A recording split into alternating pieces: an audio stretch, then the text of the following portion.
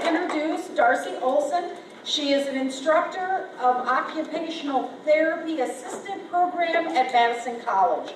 She specializes in physical rehabilitation, focusing on hand therapy, ergonomics, and geriatrics. She and her students have worked with Rotary Botanical Gardens on several projects related to wellness and accessibility. So, thank you. Yeah, thank you. Welcome, everyone. I'm glad that some of you could leave the beautiful sunny day, leave your gardens maybe, to come out today. So before we get started, I want to do something I'm going to share with you. Whether you have an iPad or not, this is something that's sort of interesting. On this iPad, and if you don't know about iPads, this little round button with a bit of a square on it, you just push that and things light up. And then there's something that says slide here, slide to unlock. You slide it, and I've got a book here for you to look at.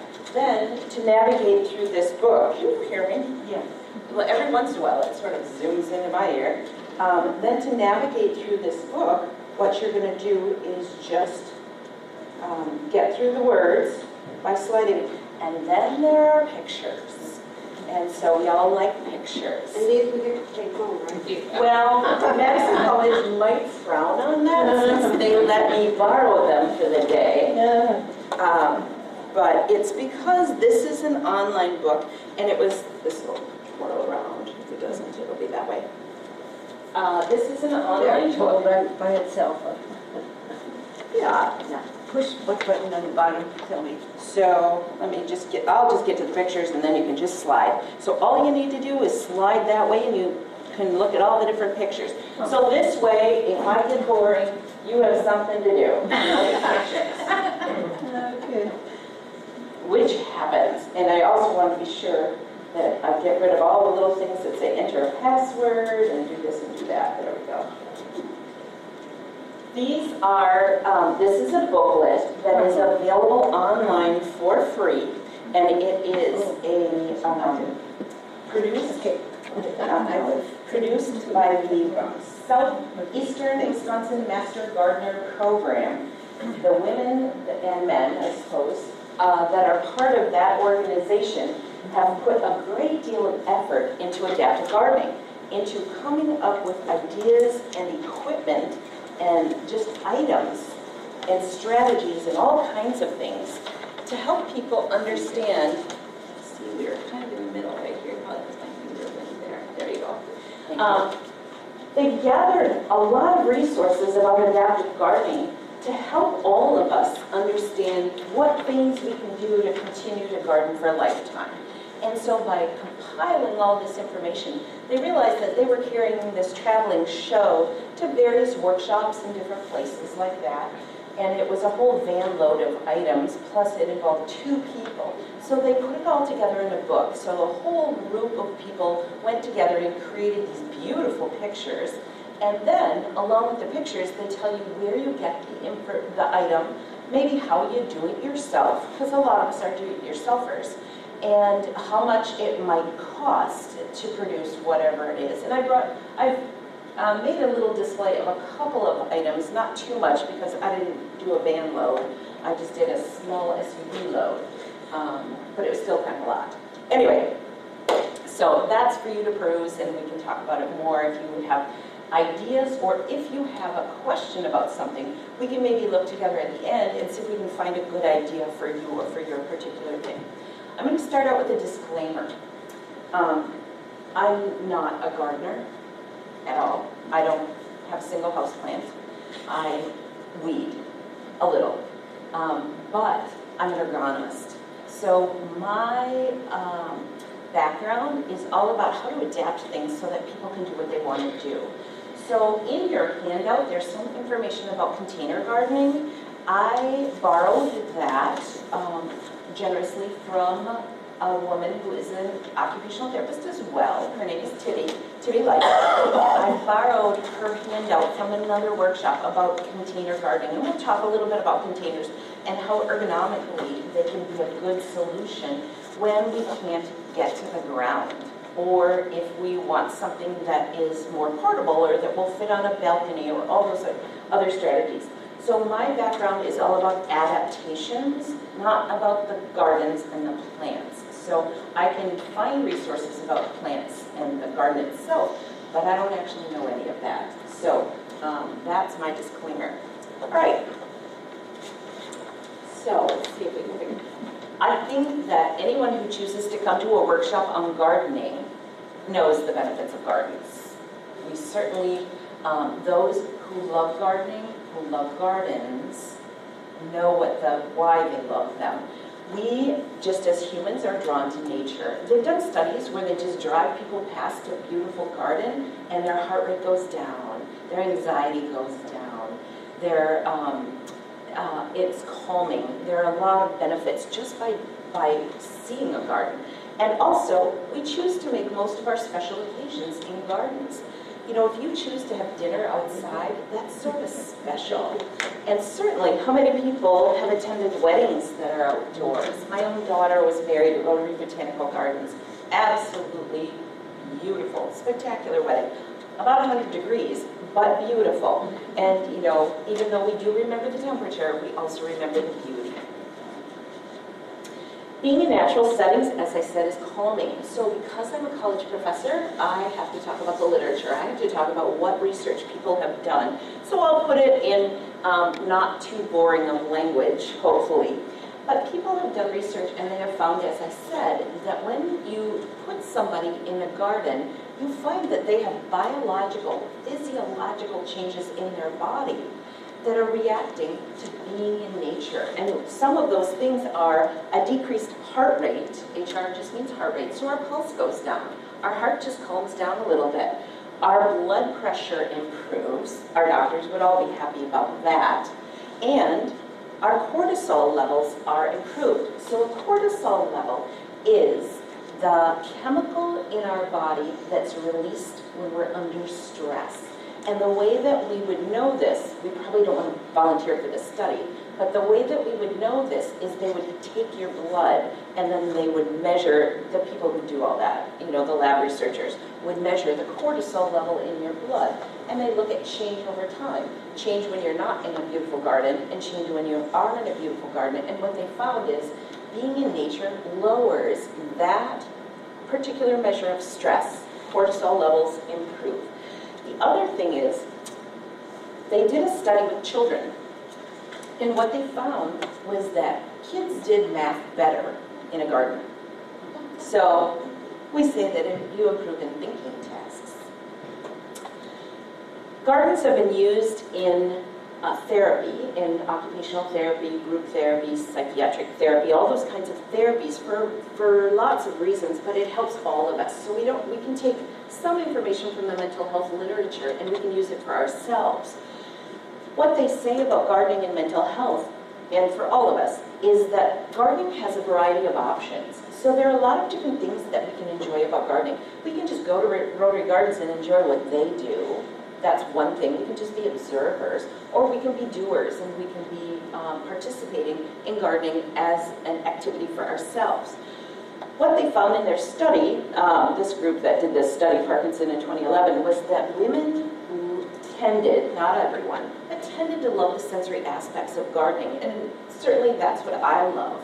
I'm not like the men. I don't really love the physical work of gardening. Maybe some of you really do love that, getting your hands dirty, and I totally understand that.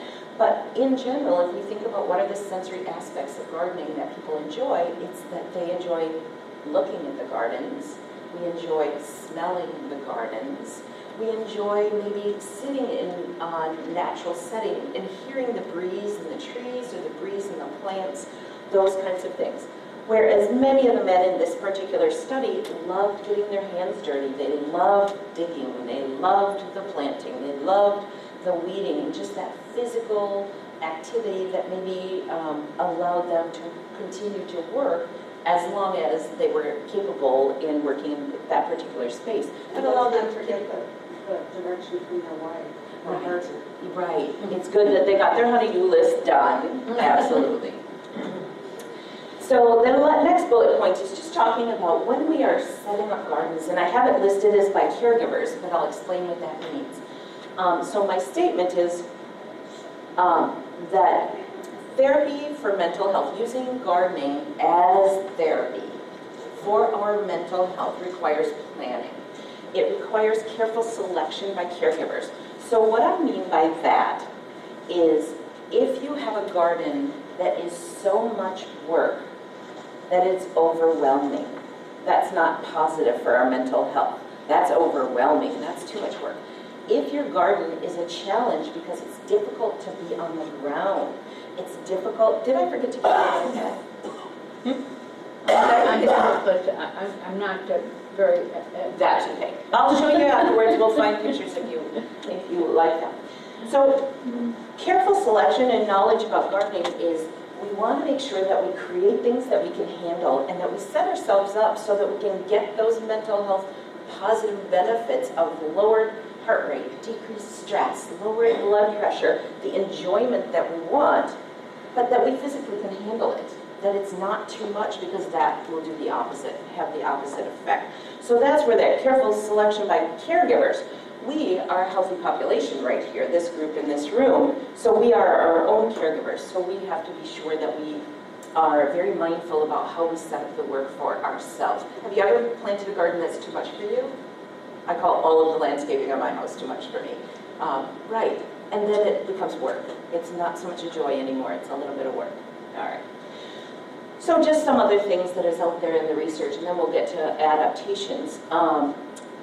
People find that gardening allows connectedness in a lot of different ways, not in one way for everyone. Everyone's an individual. But they did a study and they interviewed a whole bunch of people, and they actually in this study interviewed people who were healthy and people who had terminal illnesses. And they found slightly different meaning for the two groups of people. And yet they still found this broad range of meaning, but they sort of percolated it down to just these main points. The connectedness for some people is between themselves and the garden itself. With other people, it's connectedness with birds and other animals that they encountered while they were in the garden. I know outside my house this morning, there was a bird chirping so loud, I thought it was in my garage. It was so loud. And we love that, right? We love that. For some, and particularly with individuals who had terminal illnesses, they found a common theme in their interviews that people connected with life and rebirth of plants and the natural order of things, the death of plants. That was not unusual for people to talk about the fact that plants die when they've lived their life, and people die when they've lived their life. It also, gardens and garden projects allow people to have an expression of their inner being, and for some, they find that it is a central component of who they are. Now, the people in this study were gardeners. They were not just your average person off the street. So maybe I wouldn't come up with these same things. I can identify with some of them, but I don't, for me, it's not a central component. For me, the central component would be making sure someone can do what they want to do, the ergonomics of it, because that is definitely more me. It also provided many people with the opportunity to nurture something. So now we're going to talk about adaptations. These are two references I used quite a bit. This, the Lifelong Gardening Inventory Toolbook, is the thing that you're looking at on the iPad, and I've also got it up here. So if we have a question about something, I'll scroll through and try and find a page for you of some ideas. The other one is just an article by someone named Cheryl Harnish, who is also an occupational therapist, and both these references are in your packet. If you would like a copy of either of these sent to your computer, I wouldn't make a hard copy for you, but I'm happy to send it to you. My email is in the upper right corner of every page of your handout, and my Gmail address is also in another place in the handout, because I also have, and this is getting into technical stuff, I have what's called a Google Drive, which is just a cloud place. And if you've heard about computer clouds, if you don't know about them, it's a place that people can share. So I can give you the link, and you can click on that link from your own computer, and you can see all my stuff that I've put there. If that's something that sounds interesting to you, I will be happy to send that to you. And that's why I put my Gmail address in there. It's easier to do it in Gmail. So let's talk about challenges of gardening. So we talked about all the benefits. Now we're going to talk about the challenges. What's difficult about it? Well, I divided it into three main areas. Accessibility, which includes things like mobility issues, just getting around the garden, getting down and getting up. Standing tolerance, just being able, or should I say bending tolerance, being able to endure the time it takes to get a project done. Physical issues, strength, right? Opening containers, pulling on weeds, cutting, using pruners and tools, all of those grasp-related things, and also reach distance. The fact that some people will make big elevated planters, but if the place you need to work is too far for you to safely reach, or for people who want to sit while they work, if your knees are in the way and you can't really get there, we have to think about those things. Reach distance definitely could be a limitation. And then I put a list of some perceptual or sensory problems. So we can put in this category some cognition things, just like keeping track of what you're supposed to be doing, being organized about it, sequencing, those kinds of things. And sadly, as we get older, sometimes those things slip a little bit. I was talking to my sister today, and she told me that my mom was walking the dog yesterday. And my mom is cognitively intact. She's doing great. She's 82. But she forgot where she was. She got a little bit lost walking around a block. It was later in the day. People get a little bit tired, but those things get a little scary, right? Also, our vision. Vision changes as we get older, as we all know, as I look at all the eyeglasses in the room. And so I've got a couple of ideas about low vision. Sensation is just anything about being able to feel things with your hands, and cognition we just talked about a little bit. So we'll talk about just some ideas for each one of these, and I've got a couple of examples of things, and then we can always answer your questions if you have questions about particular issues other than how to make the plant grow. That would not be me. All right. So the recommendation, if you are going to set up a raised bed so that you don't have to go down to the ground, the recommendation is 20 to 28 inches high as a minimum. You can make it whatever height you want. And I've got an example, a couple examples over here of raising up plants. So this example over here, these 3 bricks, the bricks cost $1.06 each at Home Depot. I'm sure they'll load them in your car for you, and probably when you get home you can get someone to get them out of your car. They're a little heavy. And I just set a plant on top just for ease of bringing it here. But certainly, because you've now got 2 holes, I will red there so it doesn't drip too much on the carpeting, but there's 2 holes. You could fill those holes with soil and actually plant your plant in those holes, and you've got some nice deep dirt for the plant to grow in. It's definitely small, like a potted plant. And you, of course, want to have a little gravel at the bottom, but because of the style of the brick, it will ooze, the water will ooze out, and you will have some drainage happening. And you could put a little bit of some rocks or broken flower pots or gravel or something in the bottom to assist with the drainage. But that's a way that you can make a very inexpensive raised bed or raised place for a flower. The problem with just plunking this plant on top of here, well, it is a very pretty plant that I got at Home Depot yesterday. And I chose particularly a drapey one so that it's draping over the top of the ugly cement. But the problem with in the basket, what's the problem with baskets of flowers? They blow over in the wind. They can blow over in the wind. Oh, when you have to water them. Every day. I don't know about you, but that's kind of a lot to me. You know, little hook. I don't know how many people do this, I was like, wait, guys, those come out, so. Right. It's so pretty, but it has problems of its own. So we want to be aware of that. So that's one idea. It's very inexpensive. We raised it up. I don't know how many inches I have that, about whatever that is, 24 inches or so, something like that. So it would be very convenient to be watered, to be deadheading, to be weeding, whatever needs to happen. And I could have a couple different kinds of plants in there. I have enough room on both sides. I would pick something really full and flowery so that you don't even notice the cement. But you could do this on a patio. You could definitely do it on any place, and it's easy. Over here, I have a just $2.97 5-gallon pail from Home Depot that I picked up yesterday. You could find plainer colors like white in different places. They just happen to sell an orange one. And then you could do the same thing. Drill some holes in the bottom so that you do have drainage. Add some gravel in the bottom and then add your soil into the bucket. If you want it to be a little more portable, a lady and I were talking earlier about putting it on one of those rolling carts, the plant carts, just those little trays that have wheels on them, so that you could roll it inside in the winter and then back outdoors in the summer, spring and fall. You know, last week, how many days did we have frost in the morning?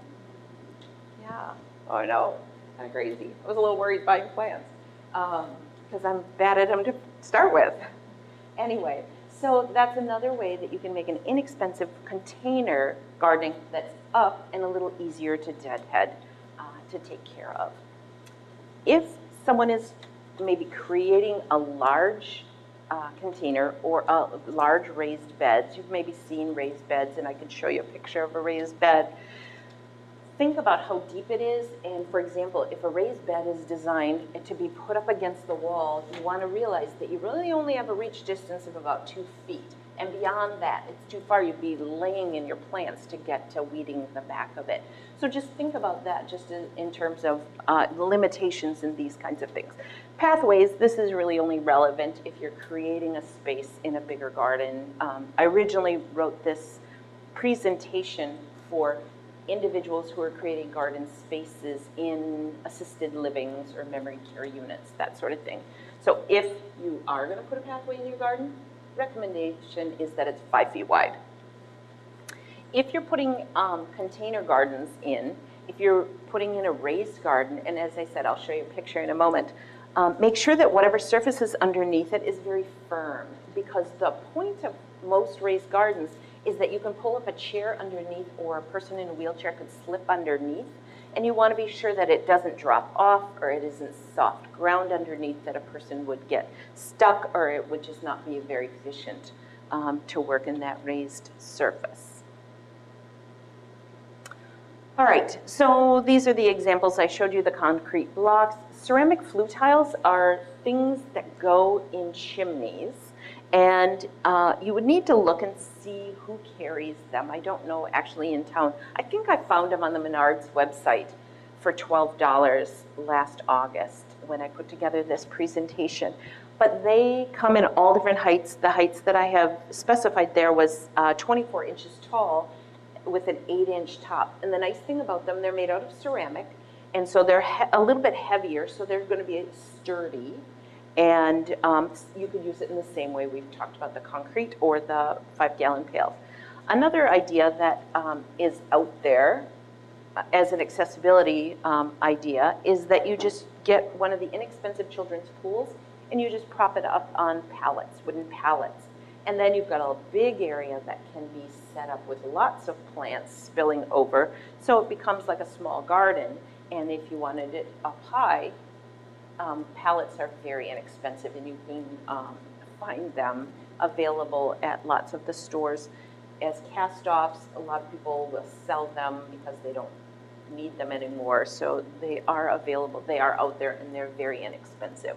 The pool itself is very inexpensive. One of the places that has a really nice selection of ceramic flue tiles is the brick place across from Sunnyside Mall. I was thinking of that, and actually, Street. yep, it's the fireplace store or the brick store, modern brick and tile. And I thought about running over there in between, but I had a ballroom dance thing this morning in downtown Madison, here right now, and graduation tonight in Madison. So I just ran out of time. Can you take, you have to take those ceramic flues in the room? No. No, because they're designed to be up on your roof year-round, so yeah, no. They have a display of them in the herb gardens at the Rotary Garden.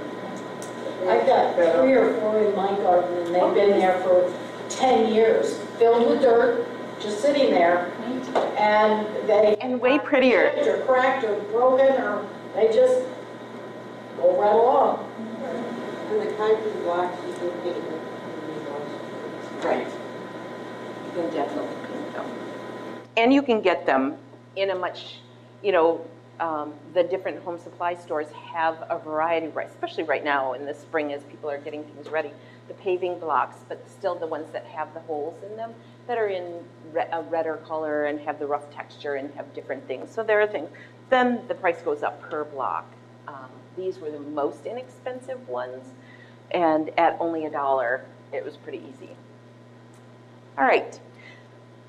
I had never heard of this until last year when I was just looking for adaptations about gardening, and these are hay bale gardens.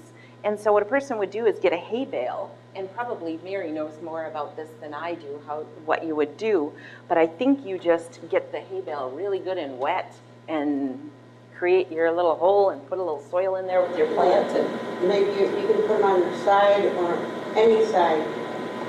And I do them that are 2 wide and 1 long, and then I could actually drop landscape fabric in there, and then fill it with dirt. oh, there you go. And if you keep the hay wet, Right, right.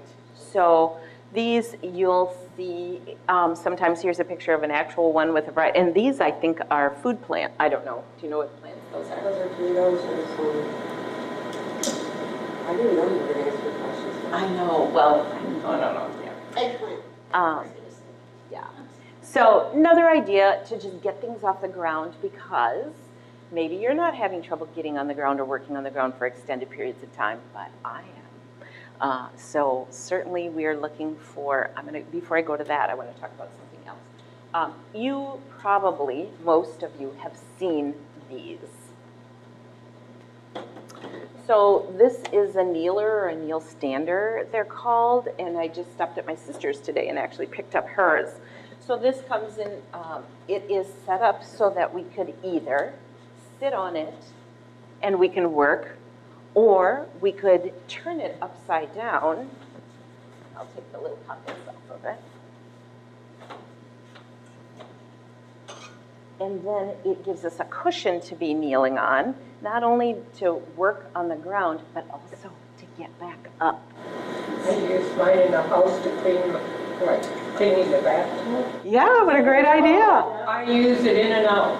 I mean, indoors, outdoors. That's a wonderful idea. So these are relatively inexpensive. I don't know. Do you remember how much it was? I'm sure it's in the book. We can find it. I got mine at either Home Depot or Menards, and it was like $16 or something. And keep in mind. You can also get them through Miles Kimball. I know they, In a couple of weeks, all this gardening stuff is going to go on sale, but our gardens are just starting to really emerge and settle in. So. Right. So that's another very inexpensive option, and it gives you 2 directions to use it, and anything that you sit on is going to be helpful. I also have another thing, and this, if you want instructions on how to make something like this, but all of you ambulated in here pretty smoothly, so it's not something you need, but maybe you know someone who might benefit. What this is PVC pipes. To make this cost about $30 to buy all the PVC pipe and cut it, and I would say it used a pretty good amount of grip strength to cut it, but a person could use a power saw and cut it, and that would be easier. So here, I'll come to the other side. Many of the, like Home Depot and that, will cut them for you. There you go. So the recipe or the plans that go along with this tell you exactly what sizes you need. So this, to make the whole thing, probably to start with 5-foot lengths and cut it, probably took me about 45 minutes maximum. So what this is called a garden walker. So a regular walker is going to sink in the ground. So by having the PVC and the continuous bottom, it would allow someone who uses a walker to be walking in grass or in the garden. The other thing in this design is that if a person goes down, it's got this little stair step section on the side of it that would give somebody a boost up. So an occupational therapist designed this and published it in one of our occupational therapy journals. And so I do have the article that goes along with this if anyone has interest in that. So it's just called a garden, she just called it a garden walker. But I thought it was super clever and it was fun to make, so I've got that. All right. So for grasp, pinch, and reach ideas. So as I said, as we get older, sometimes those become the challenges. Using the garden tools, our hand becomes fatigued, or we have pain in our hand because of arthritis, different conditions like that. So certainly one idea, you can buy a bicycle hand grip for between $5 and $10 that can be slid onto the end of a garden tool, and that gives you a padded handle that's a little more contoured to fit your hand. Cheaper than that, you can go to any of the home supply stores and buy pipe insulation, and it may come in a variety of sizes, and you slit it down one side and just wrap it around your tool, and then you can wrap electrical tape or something else to hold it in place. And pipe insulation for a big long bag of tubes is only about $2. It's very, very inexpensive, and pipe insulation works really, really well. Another idea, just for problems with your hands, would be to, if you have a workbench or a place you typically work from when you're gardening. Here, I'll bring this over here. So, well, this is a work cart from my job, but it kind of illustrates what you could do on a workbench. By adding a raised lip, as you're working with things, you can sort of wedge them into corners or against a raised lip, and they're going to be a little less likely to slip around. Another thing you can do, if things tend to slide, if the pot you're working on slips around, you can always take a wet rag and put a wet rag down on the surface, put the pot on the wet rag, and it's not going to slip as much. You can buy non-skid material, non-skid shelf paper at the dollar store for $1 as well. So other things you can do. Another suggestion that I found in the gardening literature is, and this is very small, but you just cut a hole. Have someone cut a hole in your work surface so that as you're working with a pot, or if you typically use a similar size pot, you can just dump it in the hole and it's going to stay steady. And then you don't have to have a pot scooting around as you're digging in it or trying to. You don't have to lift your shoulders up. Yeah, you don't have to reach up so high. Absolutely. So those are some other ideas about that. And then these are for your hose. So over here, this can be purchased at a home supply store like Menards or Home Depot. And I didn't take enough time to go find them. I also didn't spend the money to buy them. But what it would be is changing the faucet from that small thing that you have to grab and turn to a lever style faucet, which is way easier on your hands, much, much easier. And this one has it going 2 directions. I don't know exactly why. This would work with my faucets outside. So just easier for your hands.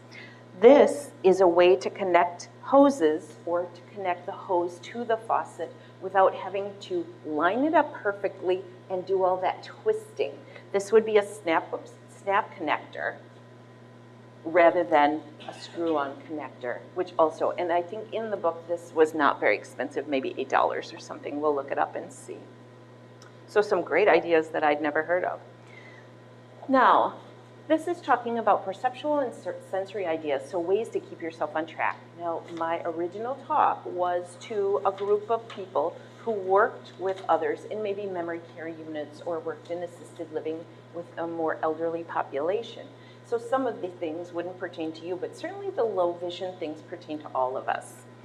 So one idea is to use seed tapes. I'd never heard of those either. And you probably all know about them. Do you all know about seed tapes? So you buy your seeds and they come in a strip. They're already in a strip that you don't have to do anything with other than lay it down and put a little dirt over the top of it and then water it. So you don't have to do the dig a hole, get a hold of those teeny tiny little seeds and drop them in the hole. It takes care of that for you. So that would be a picture of seed tapes. Another idea is when you've got dark seeds, what you can do is first sprinkle talcum powder on your soil or flour before you put out your seeds so that you can see the seeds. you know how the seeds sort of disappear on the earth. So using talcum powder or flour to make the ground white first and then putting your seeds in. Another idea to make your seeds plant straight is to put a string in first. Use a light colored string or a bright colored string to mark the areas that you're planting so that you end up staying on track, because once you've started planting, it's sort of hard to see what you've done depending on how the lighting is in the area. This is something called a dibble board. Are you familiar with dibble boards? So a dibble board is a board with a bunch of pegs on it, and it could be nails or it could be different things. So say, for example, you want to plant a bigger area. You would have a board, and you can purchase these with the pegs at whatever distance apart. Say you need them to be 4 inches apart or 6 inches apart in order to plant your whatever plant it is. You can order them that way. You take your dibble board and you put it on the ground and you step on it with those pegs going into the earth. And then when you lift it up, you've got little holes. And then you drop your seeds in the holes. Oh, that's cheating. Yep, it is. Whatever And works. that's a great idea. That is what we're doing right now, right?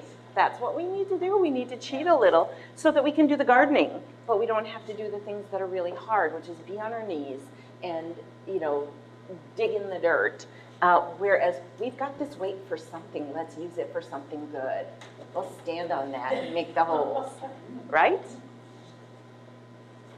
So some other perceptual and sensory ideas, and again, this is really looking at a wide population, but reducing distractions so that you keep track of what it is you're doing, especially when you're working in the sun. We get a little hot, we get a little confused sometimes what's going on. Choose compact, well-defined plants. If your plants are falling apart while you're trying to plant them, that can be really frustrating and you could run into some challenges along the way.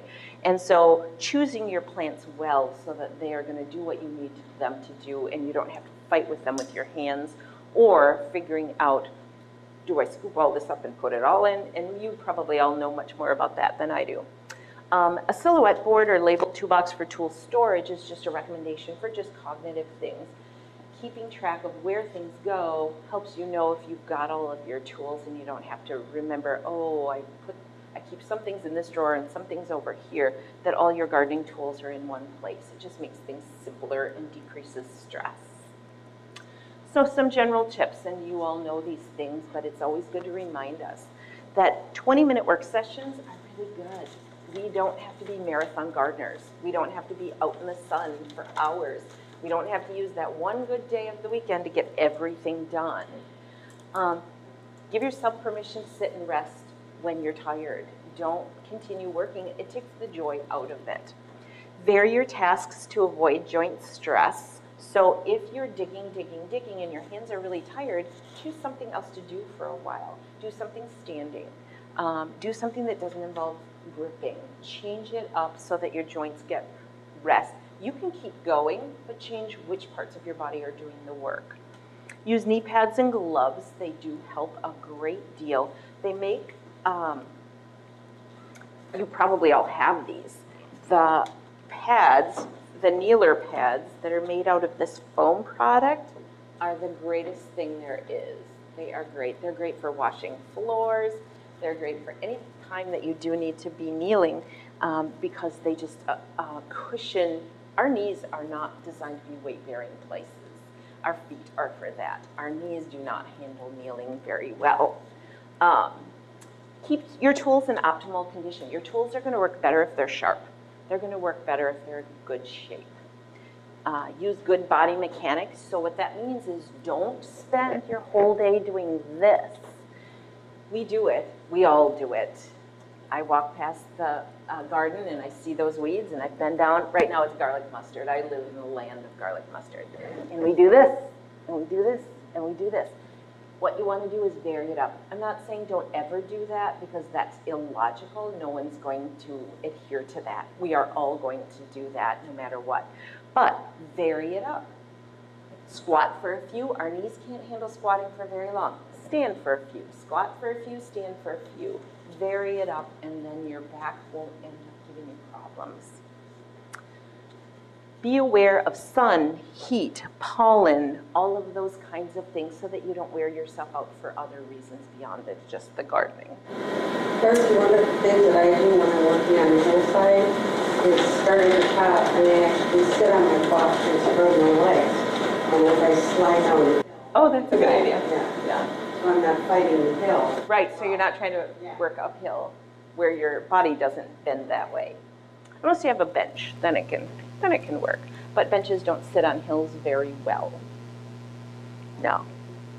So what kinds of issues are people having? Anything that you have a question about that we could maybe look up the answer? Any thoughts? I don't know if I have more slides in here. I think I just have a little bit of a conclusion. So I'll go through the conclusion and then I'll open it up to any questions you might have, or we'll sort of look through this gardening book and see if there's any ideas that you want to talk more about. So I just put in there that anyone can grow flowers, and as you might notice, this came straight from my yard. No, it doesn't really. It's all dandelions. But in order to get the garden that you want, and a garden you can handle, takes some planning, and you've got to think about your resources, not only the money to buy the plants and the seeds and that sort of thing, the land for it, but also your physical resources, your abilities. Very important as we get older to be considering, what can we handle? I couldn't do this.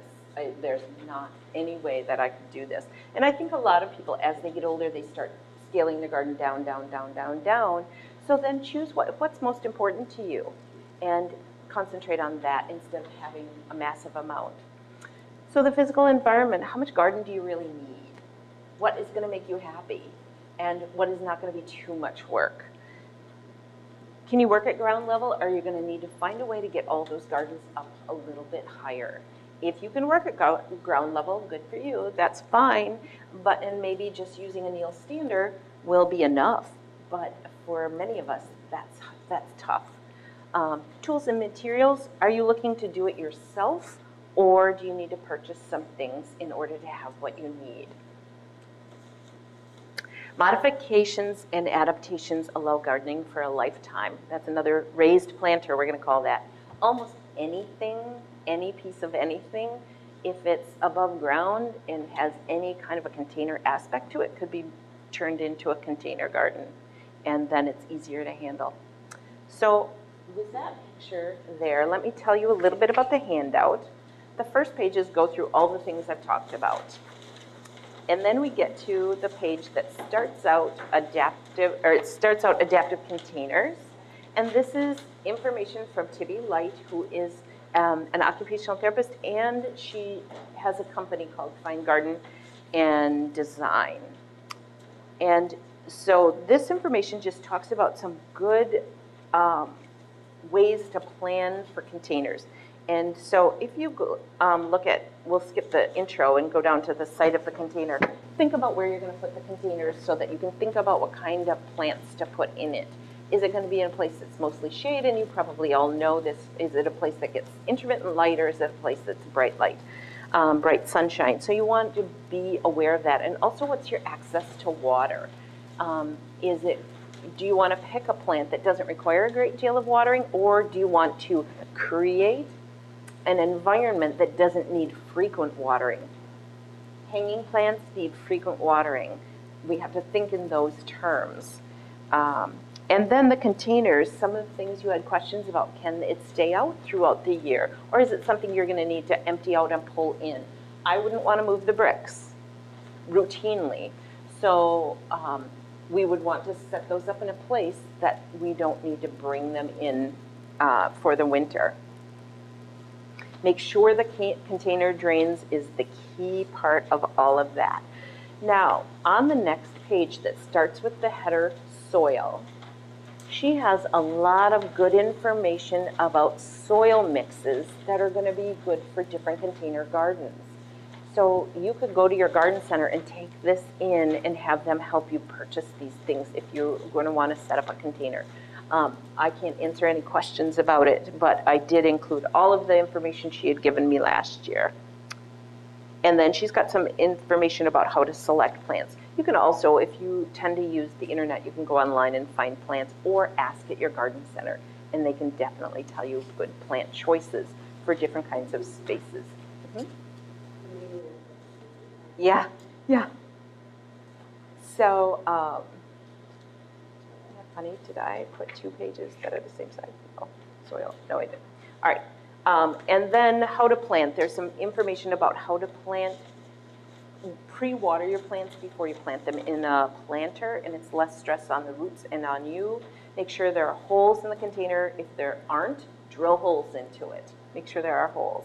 There needs to be some sort of drainage material in the bottom of the pot, like gravel, or break up some ceramic flower pots. You can use landscape fabric to divide between your soil and your drainage area. Fill 3/4 or so with the soil mix. Arrange the plants you want them, and then she's got stuff just about the artistic design of the container.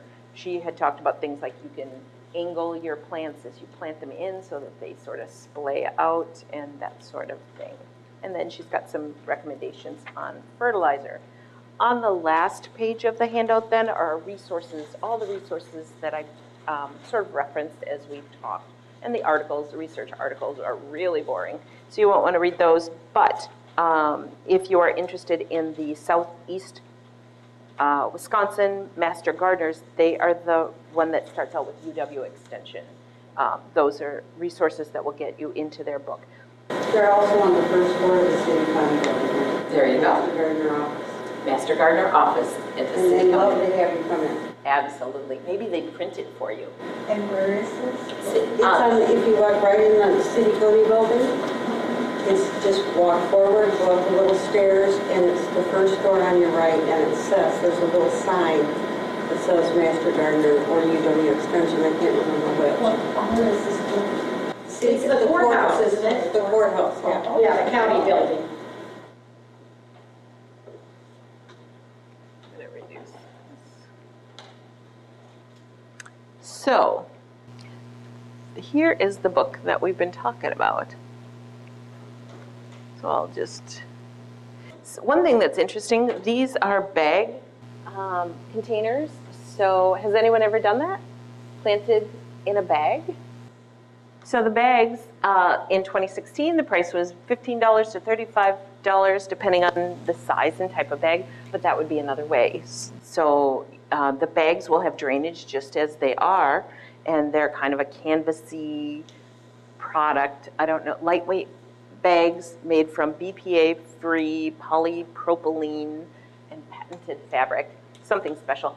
But how nice for a patio to be able to do something like that. That's an upside-down planter. I don't really know anything about that. We don't like them. The wind takes them and beats them against the building. Oh, there you go. And I've talked to some people who loved them. Maybe they had a different place for it. I don't know, but they loved them. Yeah, they work well on decks if you have them far enough out. Yeah. Right, there you go. But wind is going to carry things like that. Yeah. So this is an example of a raised garden bed. So a lot of people, Rotary Gardens has several examples of raised garden beds that you can go and look at. They are, so originally, I think they were designed so that a person in a wheelchair could slide underneath and still work in a garden. All right, beautiful, beautiful idea. Some of the challenges with raised gardens is that you end up with a fairly shallow planter because they're heavy. They're very heavy. And so finding, you just have to think in terms of what's going to work for you. The other beautiful part about it is for anyone to work up here in a garden is perfect. I went to the Children's Museum in Madison with my grandchildren, and they have a rooftop garden. Oh, nice. And what they did, because they're always trying to save money and don't buy expensive planters and stuff, is they use those wood flats that they have at lumber yards that they give away. The pallets? The pallets, and they turn them sideways. I think I have a picture of that, actually. I don't know what kind of moss they put in there to keep the soil moist, but they even had the PVC pipe like that in a rain barrel. And there were holes in the pipe so that there was water. It was really nice. Interesting. And I think there was a planter, well, I can't find it right now. I think there was a picture of that, yeah. Taking a pallet and just tipping it up sort of on edge, and then you can. Yeah. I think they have an example. Don't they have that at Rotary Gardens, have an example of a pallet? So that you can also do I don't know if this will let me go back easily.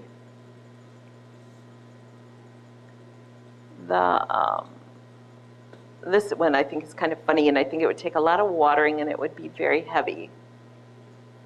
This is a shoe, like an over-the-door shoe rack, and they planted plants in each one of the little pockets for the shoes, which again, you've got some issues just in terms of your soil mix and the fact that the frequent watering, because it's such a small amount of soil, is maybe going to, and I'm looking at Mary because I don't want to say this incorrectly, but it's just going to sort of wash out your soil a little bit. So you have to think about that. They also drip down. Yeah, they drip down. So your bottom ones get watered a lot, and the top ones don't get watered quite so much.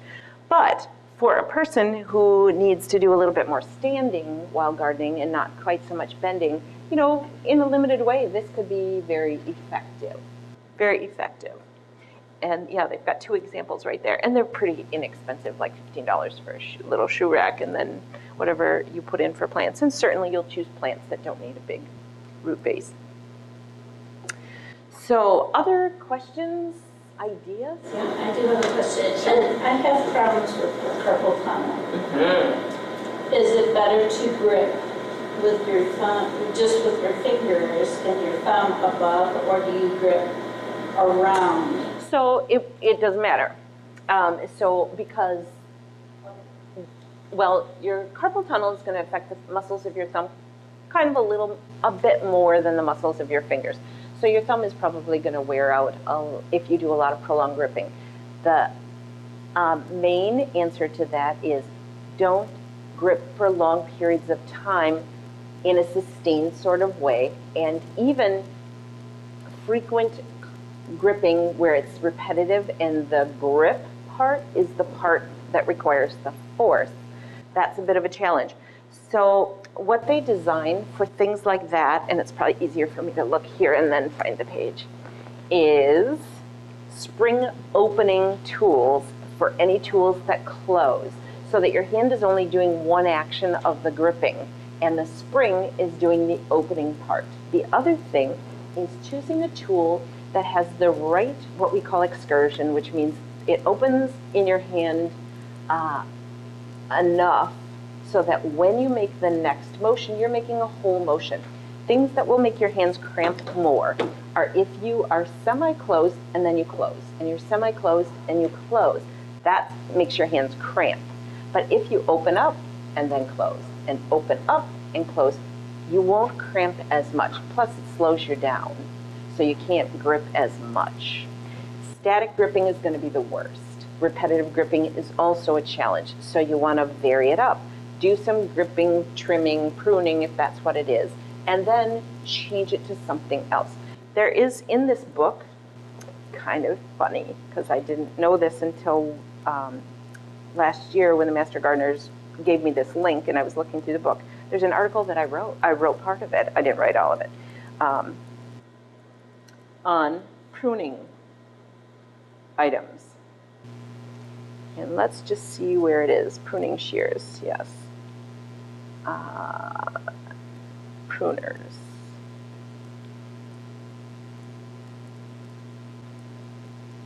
So there are some scissor things, trowels.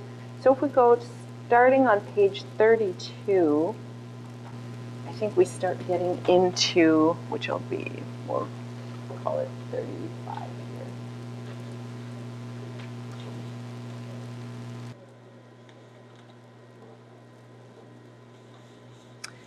So Darcie is in the handout? yeah, so if you go to the Master Gardener's website, you can find this book. It's called the Lifelong Toolbook. So here are some tools. So here's an example of a tool that has an alternate handle, a different style handle. There's a peg on it. So it takes a one-handed tool and turns it into a two-handed tool, right? So they're showing it using it with one hand, but really you would end up using two hands for the most part. So instead of holding something this way to do, it's a little fork thing. What do you call these? Where it's got the pick, a fork thing. Okay, it's a fork thing. A garden fork. A garden fork. All right, good. See, I'm not the only one. And then it's got a peg sticking up. So people can add pegs to a tool, and I think there might be an example of how you can do it. It involves this little thing that wraps around and cinches on, it clamps on. But it also requires a long tool, or you can buy it. So this one was $14, $14 to $25 for this long-handled, pegged, with a forearm strap garden tool. And then we've got telescoping things that again are going to be a little bit longer and you can change the handle. These are tools by a brand called OXO. Are you familiar with the brand OXO? They make a lot of kitchen gadgets. So OXO is a really interesting company. They decided years ago, why are we making some supplies for people who have hand problems and then other supplies for everybody else? That's a little silly. Let's just really concentrate on making a design that's going to work for the majority of the people, and it's going to be better on your body. So they have developed this very strong mission toward ergonomic tools in all their kitchen products. So it's a good brand. And so they added, you can see this is a much bigger handle, it's a longer handle, and it's got a contour to it. So not your typical garden tool. And they might maybe cost a little bit more, but not too much, about $10 for each one of these. Granted, you can go to the home supply store and probably buy a little trowel thing for $2, but they're not gonna be very ergonomically sound, or they're also maybe not gonna be a super heavy duty trowel. Like a lot of the inexpensive ones sort of break, or they just don't have the oomph to them, the gusto. So spending a little bit more is going to make a tool that you can really use. And this person is a line of ergonomic. Who does? Fiskars, right? And we have Fiskars is fairly local, isn't it? Fort Atkinson or someplace. The Fort. Yeah, it's somewhere near here. So this is. Are these the Fiskars ones? No, these are someone named Peta Easy Grip handle tools. These all have that vertical bar on it. So for carpal tunnel, this might be an easier handhold.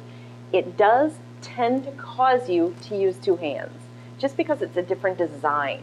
You're not as close to the tool itself. It's just longer, and sometimes that's a little bit better. The curved ones, I don't think these work that well, personally. I don't know. Anyone use these? I have some of these at home, and I know Rotary Gardens has lots of them. I don't think they're designed to be a little bit more contoured so that your handhold on it, you're on the other side of that curve, so you're not so tipped at the wrist. But I think they're a little hard to do. I mean, they feel funny at first. They once, do. Once you all of a sudden notice, wow, this is really good. yeah, and maybe if I gardened more, I would like them better. Here's some telescoping tools for long reachers. I was looking for spring opening things. Here is just scissors. Those are scissors once you clip like an herb or the flower. When you pull back, it actually will hold. Oh, perfect. Cool. Yeah, I've got 2 pairs of those. They're wonderful. Well, you don't need to forever. Huh? You don't need to. So this is showing someone just putting that foam on the tool that you buy very, very inexpensively, and you can pick the size that's best for your hand.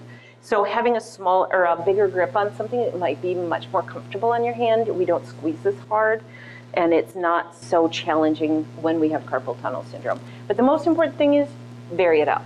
Just change it often. When your hand starts feeling fatigued, slow it down.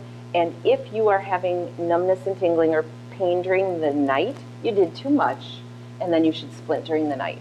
Just use resting splints during the night, and that should help quite a bit. You can also ice your hands after using garden tools, and that will decrease any swelling that might be happening in that carpal tunnel and just prevent symptoms from getting bigger.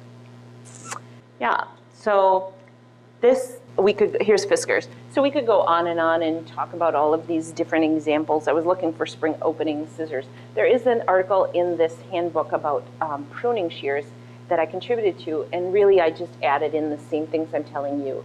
Choose handles that fit. Longer handles are always going to be better than short because it increases your lever arm, so it takes less force out of your body to make whatever happen, the tool close, the thing dig, whatever it is.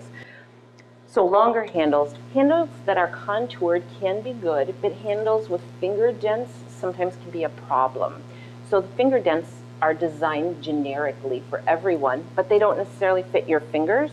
And so if you have a choice between something with finger dents in it and something without, go without. Finger dents can create pressure on the nerves of your fingers. So from an ergonomic standpoint, the usual guideline is avoid finger dents or those finger contours. But a bigger handle, a longer handle is always going to be better. Also choose tools that are sharper, a little heavier duty. It might be heavy in your hand, but you want to choose a better quality tool. It's going to work better for you. If this is a plastic trowel, sometimes they just don't dig very well. Bionic gloves, that's what we all need. Yeah, so anyway, we could go on and on, but we are out of time. So I'm happy to answer questions, and there is a course evaluation at the back if you could fill that out. If anyone wants to look at some more pictures, I can help you find things in this online program. And my contact information is there. You can email me anytime. You were talking about hands before.